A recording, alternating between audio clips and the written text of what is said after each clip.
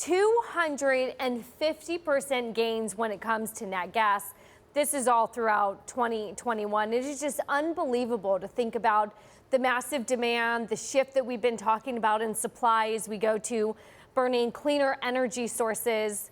Let's really do this all with Nakul, Nair, of course, BloombergNEF's nat gas and LNG analyst. And I am curious, when you look at that chart, something happened towards the end of the middle of the year where it took off. What changed? What was the catalyst for this? Yeah, so I think what really happened is demand returned to pre-pandemic levels, sort of in the middle of this summer when, you saw an increase in vaccinations and people started going out more. And then there really started concerns around this winter really started to come about where a lot of people, especially traders, were concerned that we don't have enough gas supplies to make it through the winter. And so you're really talking about you come to the end of winter and people don't have enough gas to heat their homes or power electricity. You see blackouts, you see industrial plants shutting down.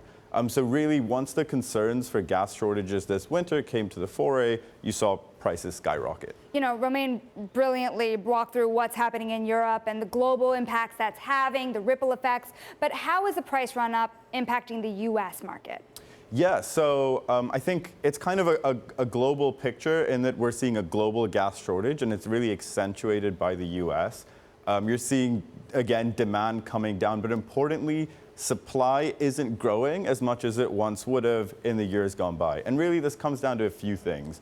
The first is sort of the new wave of climate investments, if you will, where now banks are less willing to lend to oil and gas producers that are unsustainable, that have high debt in their balance books, that aren't returning value to shareholders. So the U.S. isn't producing as much gas as it once might have. It's therefore less. It's harder to export that gas, and then it's contributing to the global gas shortage.